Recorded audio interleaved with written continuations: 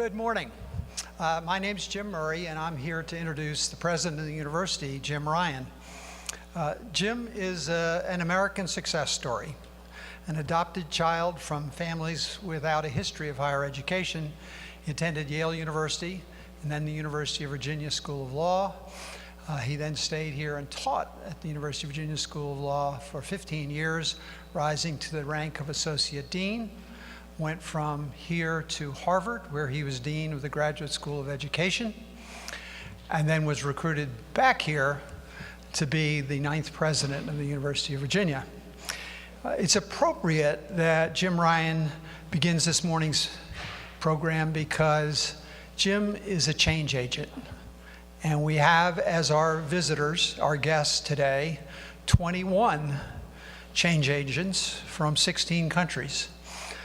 21 people who were selected in a very selective process, a very competitive process, because of your leadership, demonstrated leadership abilities.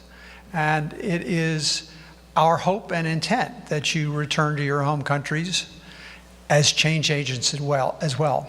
So it's appropriate that we have a change agent speaking to change agents. Jim Ryan.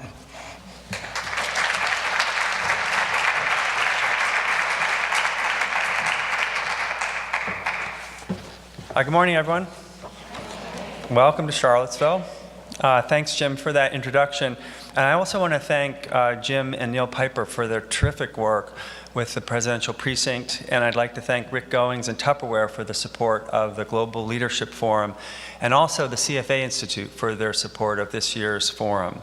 And for those participating in the forum, I want to thank you all for being here to talk about an issue that literally can change the world. I'm going to keep my remarks quite brief because you have a lot to cover, and there are many in this room who know a lot more about this topic than I do. But I do want to talk a little bit about why this work matters so much and why this place, meaning the Presidential Precinct, also matters and is a perfect place to host this event. So to start with an obvious point, but one that is worth emphasizing, when more women work for pay, economies grow.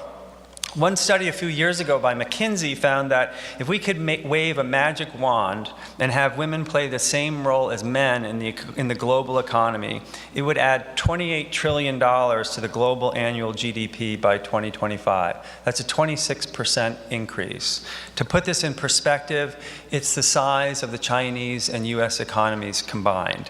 And yet, around the world, far fewer women work for pay than do men, and when they do, they tend to work in jobs that pay less, even if it's for the same work. They tend to work in worse conditions, and they have fewer opportunities to move up the career ladder. At a time when countries around the world are trying to find ways to raise standards of living and reduce poverty, helping more women participate more equally in the economy is one of the most obvious ways to do that. In fact, it's just common sense. And there are some promising examples of success. The World Bank, for example, found that in Latin America, in the Caribbean, women have played a critical role in the decline of poverty, with the money earned by women contributing to a 30% drop in extreme poverty over 10 years. All of us here and all of us around the world have a role to play. Governments and private citizens, corporations and universities, young people, and those of us like myself, just a little bit older than that. So the questions you're asking today, the conversations that you're going to have, and the work that you're doing matters. It matters for both women and for men.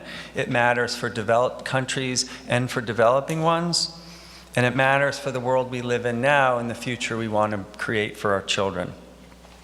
This work is also going to be more powerful, I'm convinced, if you do it together, which brings me to the second point, why this place and this gathering matter. As a president here, one of the messages I keep conveying to students and to faculty is, when in doubt, build a bridge. And by that I mean, a community, and in this case, the global community, is really only as strong as the connections within it. And I also believe that all of you personally will grow the more you make connections with others. And this is the point of you being here at this place. And it's also why the work that the Presidential Precinct does is so important. This precinct, if you don't know already, encompasses the geographic area that includes UVA, William and Mary, the Morven Farm, Montpelier, and Ashlon Highland. It's in many ways the birthplace of our modern democracy, home to 3 of the founding fathers and 3 early presidents, James Monroe, James Madison, and Thomas Jefferson. But the Presidential Precinct is far from backward looking. In fact, it's become a place to bring together leaders from around the world. And in just the last 5 years, the precinct has hosted over 800 leaders from 140 different countries, giving them a chance, as today, to learn from experts, to get to know each other, and to wrestle with tough questions. Today, as already mentioned, we have 21 leaders from 16 different countries, from Pakistan to Morocco, the Dominican Republic to Namibia. I have to say, it's thrilling to welcome all of you, and I hope and trust that the time you spend together and the bridges and bonds that you build will help you long after you leave this place. To kick the conversation off, I'd like to welcome Professor Janine Braithwaite from UVA's Batten School of Leadership and Public Policy. Professor Braithwaite is a former senior economist at the World Bank, where she worked on social protection policy and poverty analysis. She specializes in the study of Turkey, the former Soviet Union, and parts of Africa. And at Batten, she teaches courses on, among other things, global development policy. I know you'll enjoy hearing from her, and I want to thank you all again for your work to make this program possible and for being here. And thanks as well for having me.